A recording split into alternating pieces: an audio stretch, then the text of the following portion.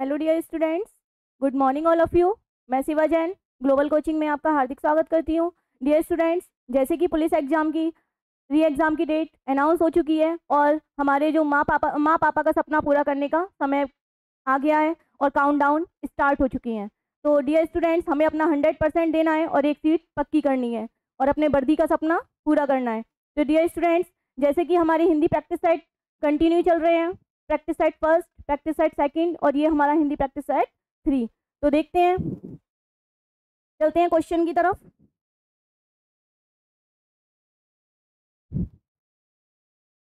Dear students, first question है हमारा, 12 वर्ष लो कूकर जीवे अरु 13 लो जिए सियार, ये पंक्ति किसकी है।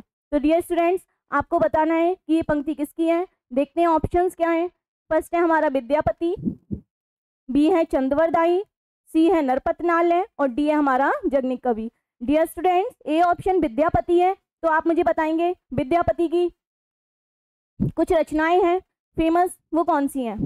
तो देखते हैं विद्यापति की है dear students, Kirtilata,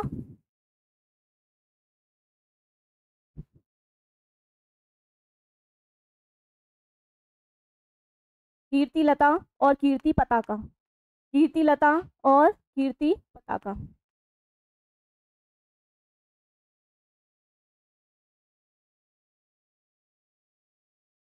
dear students, Chand Bardai की एक बहुत ही प्रसिद्ध रचना है जो है पृथ्वीराज रासो, पृथ्वीराज रासो। डियर स्टूडेंट्स, नरपतनालय की है परमाल रासो, नरपतनालय की विशल देव रासो, विशल देव रासो। और जगनिक कवि की है परमाल रासो, जगनिक कवि की परमाल रासो। तो डियर स्टूडेंट्स, ये बहुत ही प्रसिद्ध रचनाएं हैं, यहाँ से भी क्वेश्चन बनता है, तो हमें ये रचनाएं लर्न करनी है और अपनी नोटबुक में साइड से ये राइट करनी है। तो विद्यापति की कीर्तिलता और कीर्ति पताका, चंद्रवरदाई की पृथ्वीराज रासो, नरपतनालय की विशल देव रासो और जगनिक कवि की परमाल रासो। लेकिन हमारा क्वेश्चन ये नहीं पूछा गया था, ये पूछा गया था कि 12 वर्ष लो कूकर जीवे अरु 13 लो जिए सियार, ये पंक्ति किसकी है। तो डियर स्टूडेंट्स, ये पंक्ति है हमारे जगनिक कवि की। किसकी है डियर स्टूडेंट्स? जगनिक कवि की। ये बहुत ही प्रसिद्ध पंक्ति है, तो ये ऑप्शन हमारा नहीं है।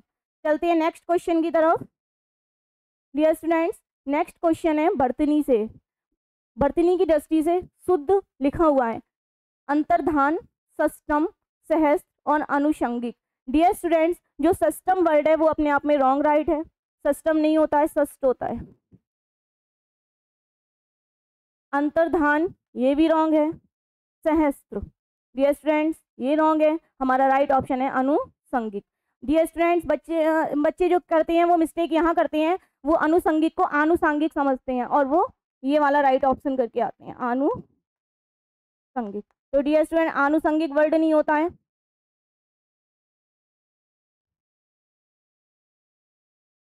राइट ऑप्शन है हमारा अनुसंगिक। तो ये हमारी रॉन्ग वर्तनी है और ये हमारी राइट है। चलते हैं नेक्स्ट क्वेश्चन की तरफ। नेक्स्ट क्वेश्चन है डियर स्टूडेंट्स, चोर का पर्यायवाची शब्द है। चोर का पर्यायवाची शब्द, A option Khanak, B option धूसर, सी ऑप्शन उदक और डी ऑप्शन थलचर। डियर स्टूडेंट्स, आप मुझे बताएंगे कमेंट बॉक्स में कमेंट करके कि थलचर मीन्स क्या होता है। देखिए डियर स्टूडेंट्स, एक वर्ड होता है जलचर और एक होता है थलचर।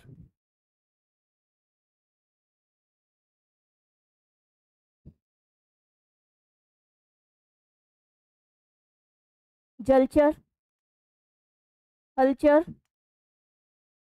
और वायुचर। डियर स्टूडेंट्स, ये वर्ड्स हमारे रहते हैं जलचर, थलचर और वायुचर। देखिए जल, जैसा कि नाम से ही स्पष्ट है, जल में रहने वाले। कहाँ रहने वाले?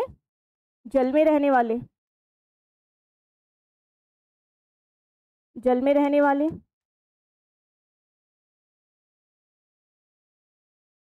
डियर स्टूडेंट्स, थलचर मीन्स नाम से ही स्पष्ट है, जैसे जल में रहने वाले वैसे ही थलचर थल में रहने वाले, थल में रहने वाले। नेक्स्ट है हमारा वायुचर। डियर स्टूडेंट्स, जो वायु में विचरण करें। कहाँ विचरण करें? वायु में। तो डियर स्टूडेंट्स थलचर तो हमारा ऑप्शन नहीं है, क्योंकि इन्होंने चोर का पर्यायवाची शब्द पूछा है। डियर स्टूडेंट्स सी ऑप्शन है हमारा उदक। देखिए उदक मीन्स होता है पानी, उदक मीन्स पानी। तो पानी का पर्यायवाची हमें एक और पता चला, उदक। पानी का पर्यायवाची क्या होता है? उदक। और क्या होता है? नीर। और क्या होता है? तोय। तो ये हमारा पानी का पर्यायवाची है, लेकिन हमसे पूछा है चोर का, तो उदक हमारा ऑप्शन नहीं होगा। डियर स्टूडेंट्स बी ऑप्शन है हमारा धूसर। धूसर मीन्स होता है जैसे कोई कलर ग्रे रंग का, मतलब मटमैला सा रंग। धूसर एक रंग है, धूसर क्या है? रंग। तो ये ऑप्शन भी हमारा नहीं है। बचा हमारा ए ऑप्शन खनक। खनक मतलब होता है चोर। खनक मतलब चोर। तो चोर का जो पर्यायवाची शब्द है वो है खनक। तो हमारा राइट ऑप्शन होगा ऑप्शन नंबर ए। चलते हैं नेक्स्ट क्वेश्चन की तरफ। नेक्स्ट क्वेश्चन है डियर स्टूडेंट्स, लड़के ने रमेश को मारा। लड़के ने रमेश को मारा, इस वाक्य में लड़के हैं, मतलब कौन पूछा है हमसे? लड़के का वचन पूछा है, तो हम लड़के को अंडरलाइन करेंगे। देखते हैं ये एक वचन होगा, बहुवचन होगा, ये द्विवचन नहीं है डियर स्टूडेंट, द्विवचन है। तो द्विवचन होगा या फिर कोई नहीं। तो डियर स्टूडेंट आपको ऑप्शन बताने हैं। देखिए जो लड़का है वो एक वचन है, लड़का क्या है? एक वचन। और लड़के, लड़का का बहुवचन क्या होगा डियर स्टूडेंट्स? लड़के। क्या होगा? लड़के। लेकिन यहाँ हमें सेंटेंस के अकॉर्डिंग देखना है। लड़के ने रमेश को मारा, सेंटेंस में यूज हुआ है डियर स्टूडेंट्स, लड़के बहुवचन है, बिल्कुल करेक्ट है। लेकिन सेंटेंस के अकॉर्डिंग लड़का लड़की क्या है? एक वचन। क्या है? एक वचन। तो इसका राइट ऑप्शन होगा एक वचन। इस वाक्य में लड़के पूछा है, इस वाक्य में लड़के है एक वचन, तो बहुवचन नहीं होगा, द्विवचन नहीं होगा, कोई नहीं होगा। चलते हैं नेक्स्ट क्वेश्चन की तरफ। डियर स्टूडेंट नेक्स्ट क्वेश्चन है, कलम के सिपाही के लेखक हैं। कलम के सिपाही के लेखक हैं।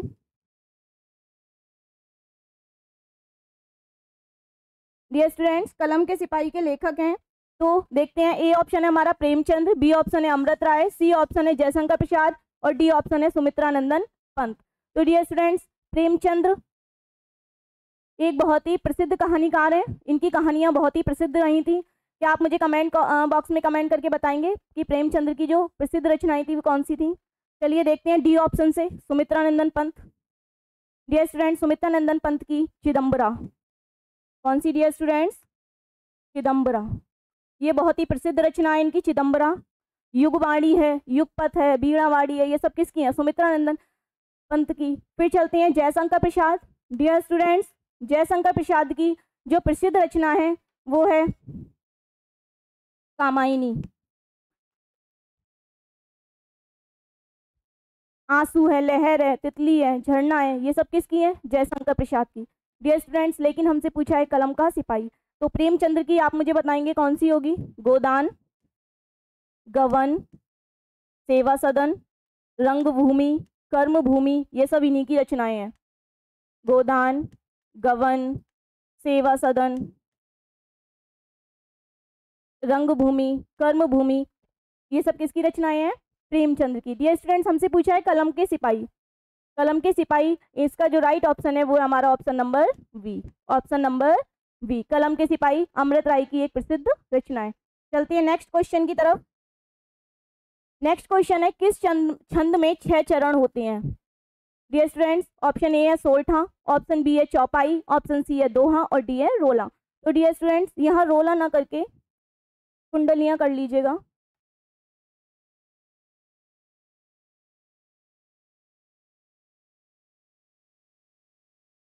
डियर स्टूडेंट्स सोरठा में 4 चरण होते हैं, चौपाई में भी 4 चरण होते हैं और दोहे में भी 4 चरण होते हैं। तो आप बताएंगे बी, सी, डी कौन सा ऑप्शन ठीक होगा? तो dear student A B C तो हमारे कट गए, राइट ऑप्शन है हमारा ऑप्शन नंबर डी, कुंडलियां, क्योंकि कुंडलियां में 6 चरण होते हैं, ये दोहा और रोला से मिलकर बना होता है। चलते हैं नेक्स्ट क्वेश्चन की तरफ। क्वेश्चन नंबर 2, पीपल पात सरिस मंडोला। पीपल पात सरिस मंडोला,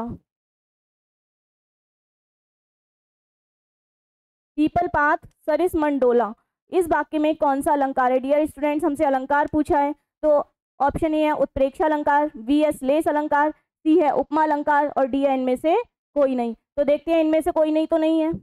ए बी सी में से आपको मुझे कमेंट बॉक्स में कमेंट करके बताना है कि कौन सा अलंकार होगा। डियर स्टूडेंट्स, उस दिन मैंने एक ट्रिक बताई थी प्रैक्टिस नंबर 1 में कि जहां पर भी आपको सम, सा, सी, से, समान, सदृश ये वर्ड दिख जाए तो वो हमारा कौन सा अलंकार होगा? डियर स्टूडेंट्स, वो अलंकार होगा हमारा, आप मुझे बताइए कमेंट बॉक्स में कि कौन सा अलंकार होगा जहां पर भी हमें सम, सा, सी से समान सदृश वर्ड दिख जाए। चलते हैं ऑप्शन नंबर ए की तरफ, उत्प्रेक्षा अलंकार। डियर स्टूडेंट्स, उत्प्रेक्षा अलंकार में उपमेय की उपमान से संभावना की जाती है और यहाँ पर जनहु, जानहु, मनहु, मानहु ये वर्ड आते हैं। डियर स्टूडेंट्स, ये वर्ड हमारे उत्प्रेक्षा अलंकार में आते हैं। किस में आते हैं? उत्प्रेक्षा अलंकार में मोस्टली 100% 99% इन्हीं वर्ड्स का यूज होता है। नेक्स्ट है हमारा श्लेष अलंकार। श्लेष अलंकार में शब्द एक होता है और उससे अर्थ चिपके होते हैं। श्लेष का मतलब होता है चिपकना। और उपमा अलंकार, उपमा अलंकार मतलब तुलना करना, जहां पर भी किसी कम प्रसिद्ध वस्तु की तुलना अधिक प्रसिद्ध वस्तु से की जाए, है ना। उपमेय की उपमान से की जाती है तुलना। तो डियर स्टूडेंट, राइट ऑप्शन है हमारा ऑप्शन नंबर सी। बी और डी नहीं है, क्योंकि जो सम, सा, सी से समान सदृश वर्ड मैंने बताए थे वो कौन से अलंकार में बताए थे? उपमा अलंकार में बताए थे। जहां पर भी आपको सम, सा, सी से समान सदृश वर्ड दिख जाए वहां पर हमारा उपमा अलंकार होगा। चलते हैं नेक्स्ट क्वेश्चन की तरफ। नेक्स्ट क्वेश्चन है हमारा, निम्नलिखित में से शुद्ध वाक्य। डियर स्टूडेंट्स, शुद्ध वाक्य आपको बताना है। ऑप्शन नंबर ए, भक्तों की सेना जा रही है। ऑप्शन नंबर बी, भक्तों की मंडली जा रही है। और ऑप्शन नंबर सी, भक्तों की टुकड़ी जा रही है। ऑप्शन नंबर डी, भक्तों की भीड़ जा रही है। तो डियर स्टूडेंट्स, आपको बताना है कि हमारा ऑप्शन ए, बी, सी या डी में से कौन सा ऑप्शन राइट होगा। डियर स्टूडेंट्स, सेना हमारी कहाँ होती है? सेना हमारी 3 होती है, थल सेना, जल सेना और वायु सेना, है ना, जो हमारी बॉर्डर पर तैनात रहती हैं, दिन रात हमारे देश की क्या करती हैं? सेवा। तो भक्त सेना में तो नहीं आएंगे, ऑप्शन नंबर ए रॉन्ग।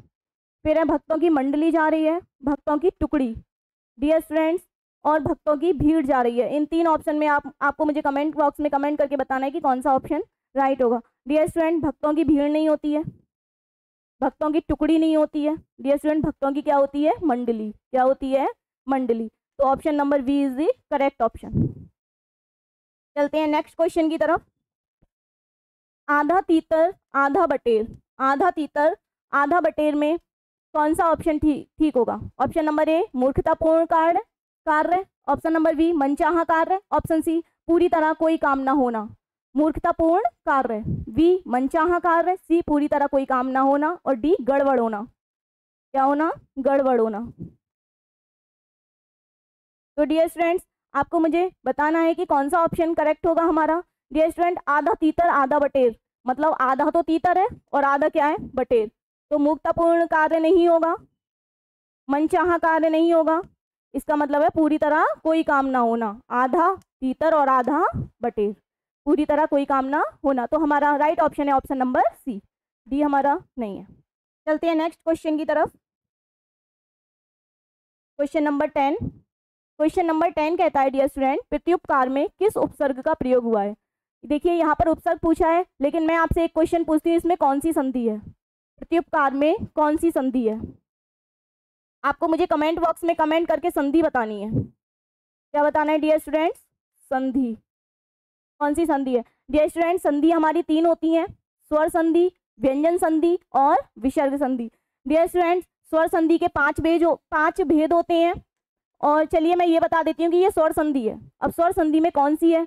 दीर्घ है, गुण है, वृद्धि है, यड़ है या अयादि है। डियर स्टूडेंट्स, अगर हम प्रत्युपकार को तोड़ें तो ये बनेगा प्रति प्लस उपकार। डियर स्टूडेंट, प्रति प्लस उपकार। तो हमारा इसमें पूछा है कि किस उपसर्ग का प्रयोग हुआ है? प्रति का हुआ है, प्रत का हुआ है, प्रत्यु का हुआ है या फिर प्रत्युप का हुआ है। डियर स्टूडेंट्स, यहाँ से क्लियर हो गया है कि इसमें उपसर्ग तो प्रति है। Right option option number A. B नहीं है, सी नहीं है, डी नहीं है, लेकिन आपको मुझे संधि बतानी है कि इसमें कौन सी संधि है। डियर स्टूडेंट्स, प्रति प्लस उपकार, इसमें डियर स्टूडेंट ई का मेल हो रहा है, तो ई का क्या हो जाता है, ई का हो जाता है हमारा या, ई का क्या हो जाता है या। आप मुझे बताएंगे कौन सी संधि है, यड़ संधि। कौन सी संधि है डियर स्टूडेंट्स, यड़ संधि। इसमें किस संधि का प्रयोग हुआ है, यड़ संधि का। इसमें यड़ संधि में ई का या हो जाता है, ऊ का वा हो जाता है ना, तो वो कौन सी संधि है हमारी, यड़ संधि। चलते हैं नेक्स्ट क्वेश्चन की तरफ। नेक्स्ट क्वेश्चन है डियर स्टूडेंट्स, जिसकी चिंता ना की जा सके, जिसकी चिंता ना की जा सके उसके लिए एक शब्द है चिंतामणि, बी अचिंत्य, सी चिंतनशील और डी चैतन्य। डियर स्टूडेंट्स, यहाँ पूछा है चिंता ना की जा सके, तो चलते हैं डी ऑप्शन से देखते हैं, चैतन्य। मतलब चैतन्य, जो हमारा चेतन मन होता है, जो हम सोचते हैं वो क्या होता है, चैतन्य। चिंतनशील, जो चिंता करे, अचिंत्य, और ये हमारा चिंतामणि। चिंतामणि जो हमारी चिंताओं को दूर करने वाला, चिंतामणि है ना, चिंताओं को हरने वाला। तो चिंतामणि नहीं होगा, सी नहीं होगा, डी नहीं होगा, राइट ऑप्शन है हमारा ऑप्शन नंबर बी अचिंत्य। जिसकी चिंता ना की जा सके उसके लिए एक वर्ड होगा हमारा अचिंत्य। चलते हैं नेक्स्ट क्वेश्चन की तरफ।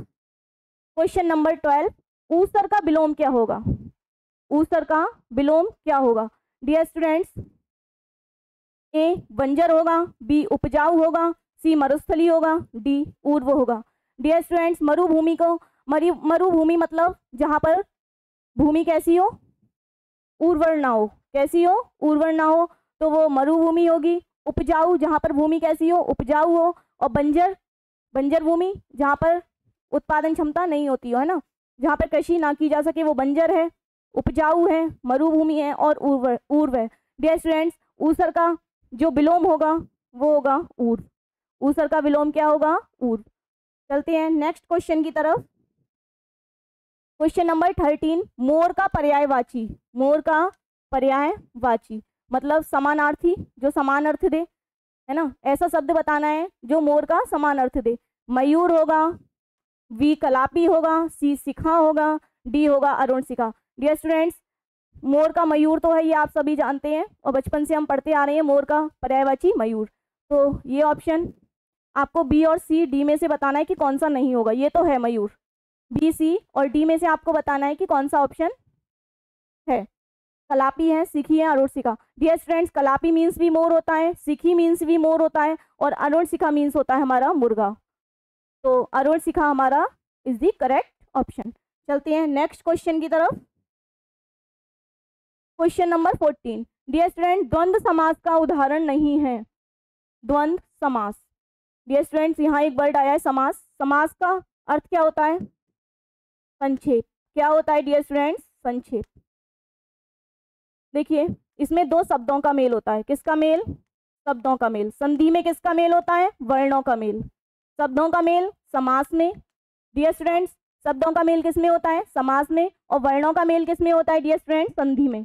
यहाँ हमें कंफ्यूज नहीं होना है, क्वेश्चन ऐसे भी पूछ सकता है, दो वर्णों के मेल को क्या कहते हैं, तो दो वर्णों के मेल को संधि कहते हैं और दो शब्दों के मेल को समास कहते हैं। डियर स्टूडेंट, जैसे दो शब्द लिए मैंने, रात दिन, क्या लिए, रात और दिन,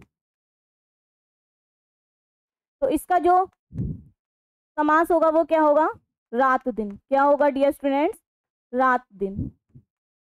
देखिए, ये जो हमारा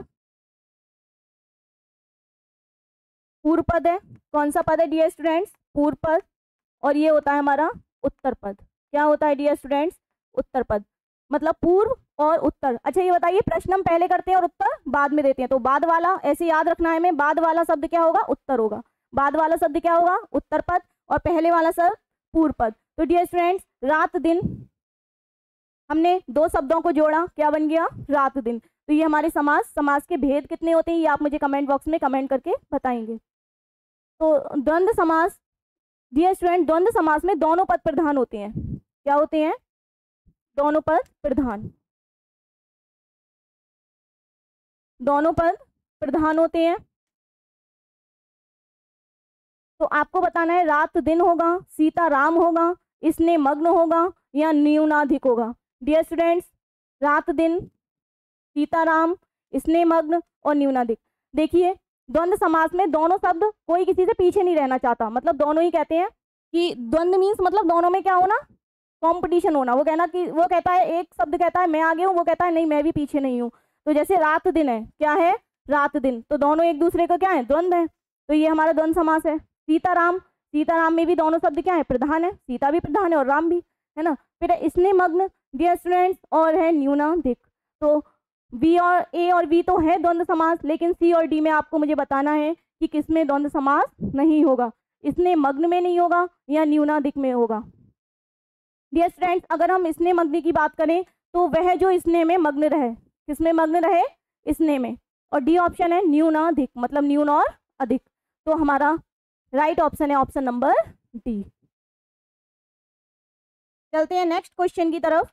नेक्स्ट क्वेश्चन हमारा क्वेश्चन नंबर 15, जिस समास का पहला पद विशेषण और दूसरा पद विशेष्य हो वह है।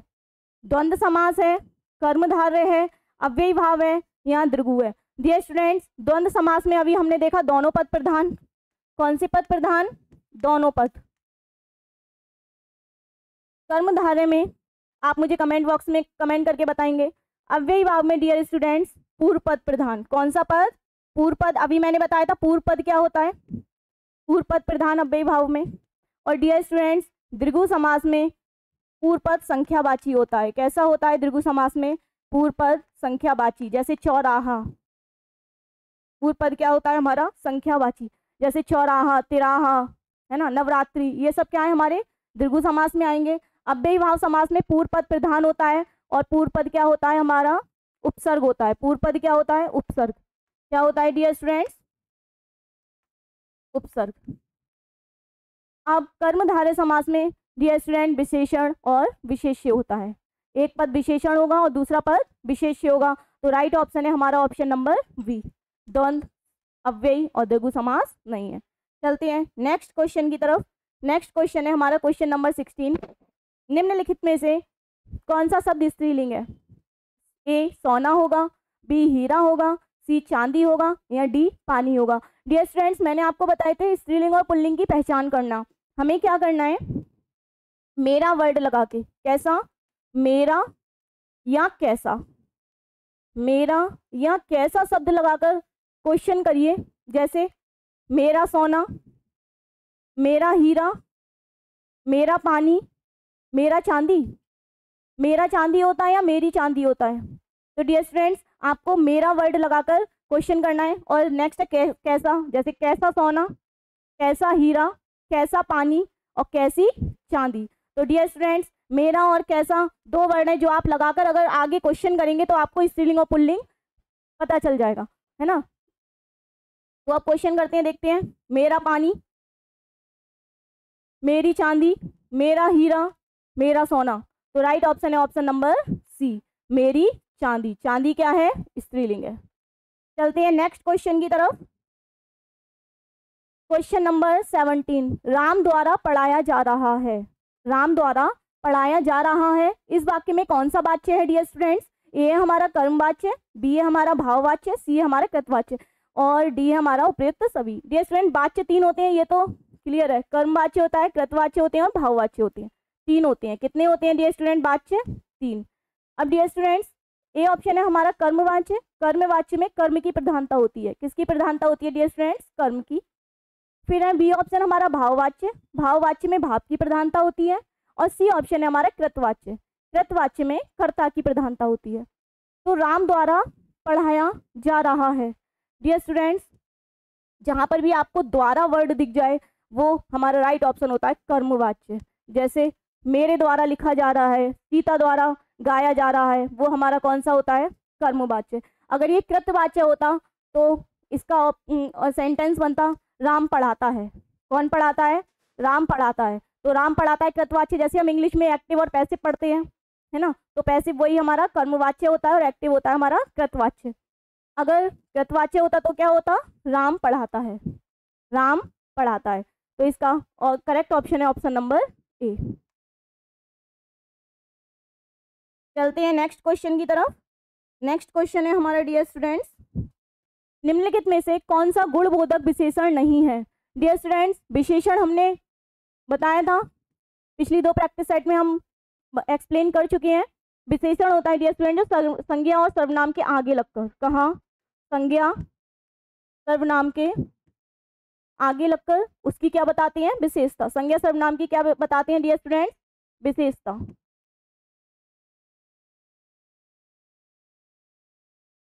तो डियर स्टूडेंट्स आपको बताना है कौन सा गुणबोधक विशेषण नहीं है। अच्छा, बी भला, सी सीधा और डी 50।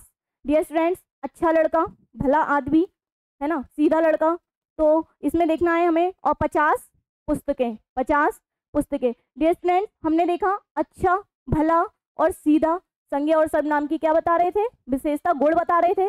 डियर स्टूडेंट गुण अच्छे भी हो सकते हैं और गुण बुरे भी हो सकते हैं। अगर यहाँ होता बुरा तो बुरा भी हमारा क्या था, गुण था। बुरा क्या था, गुण था। दो ही गुण होते हैं इंसान में, अच्छे या बुरे गुण। तो हमारा अच्छा भी होगा, भला भी होगा, सीधा भी होगा। डियर स्टूडेंट 50 क्या बता रहा है, संख्या। 50 क्या बता रहा है, संख्या। पुस्तकें कितनी है, 50 हैं। तो हमारा जो करेक्ट ऑप्शन है वो ऑप्शन नंबर डी। चलते हैं क्वेश्चन नंबर 19 की तरफ डियर स्टूडेंट्स। क्वेश्चन नंबर 19 कह रहा है कि बहुत तेज वर्षा हो रही है। कैसी वर्षा हो रही है, बहुत तेज वर्षा। कैसी हो रही है, तेज भी हो रही है, और कैसी हो रही है, बहुत हो रही है। इसमें प्रविशेषण शब्द है, प्रविशेषण शब्द है। ए ऑप्शन है तेज, बी है बहुत, सी है वर्षा और डी है बहुत तेज। डियर स्टूडेंट्स अगर हम बात करें तो वर्षा क्या है हमारा, संज्ञा। वर्षा क्या है, संज्ञा। अच्छा प्रविशेषण शब्द बताइए कि क्या होता है। विशेषण हमने जाना जो संज्ञा और सर्वनाम की विशेषता बताते हैं, है ना। और प्रविशेषण वो होते हैं जो विशेषण की भी विशेषता बताएं। किसकी विशेषता बताएं, विशेषण की भी। संज्ञा सर्वनाम की विशेषता विशेषण, और विशेषण की विशेषता प्रविशेषण। संज्ञा सर्वनाम की विशेषता विशेषण बताएंगे, और विशेषण की भी विशेषता कौन बताएगा, प्रविशेषण बताएंगे। तो बहुत तेज बारिश हो रही है, तो बारिश तेज हो रही है, ये तो हमारा क्या हो गया, विशेषण हो गया। और बारिश तेज हो रही है, कितनी तेज हो रही है, कितनी तेज, बहुत तेज। मतलब तेज की विशेषता किसने बताई, बहुत ने। तो बहुत क्या हो गया हमारा, प्रविशेषण। Right option option number B, C and D नहीं होगा। चलते हैं लास्ट क्वेश्चन की तरफ। क्वेश्चन नंबर 20 डियर स्टूडेंट्स संयुक्त स्वर है। छा होगा, का होगा, ओ होगा या अंग होगा। छा होगा, का होगा, ओ होगा या अंग होगा। डियर स्टूडेंट्स छा, का, ओ और अंग। डियर स्टूडेंट छा का तो हमारे व्यंजन है, तो ये तो नहीं है। अब आपको बताना है ओ और अंग में संयुक्त स्वर कितने हैं। डियर स्टूडेंट्स हमारे संयुक्त स्वर भी होते हैं और संयुक्त व्यंजन भी होते हैं। डियर स्टूडेंट्स संयुक्त स्वर की बात करें तो हमारे 4 होते हैं। संयुक्त स्वर कितने होते हैं, 4। और संयुक्त व्यंजन की बात करें डियर स्टूडेंट्स तो ये भी 4। डियर स्टूडेंट्स हमारे जो संयुक्त स्वर होते हैं वो छात्रा, ज्ञा और श्रा। छात्रा, ज्ञा और श्रा, ये तो हो गए हमारे व्यंजन। सॉरी ये क्या हो गए हमारे, यहाँ व्यंजन कर लीजिएगा, व्यंजन। अगर हम बात करें स्वर की डियर स्टूडेंट तो स्वर भी हमारे कितने होते हैं, 4 होते हैं। ए, ऐ, ओ और ओ। तो आप मुझे कमेंट बॉक्स में कमेंट करके बताइए कि स्वर कौन सा होगा डियर स्टूडेंट, छा होगा, का होगा, ओ होगा या अंग होगा। तो डियर स्टूडेंट राइट ऑप्शन है हमारा option number C. Dear students question number 14 की तरफ एक बार देखते हैं।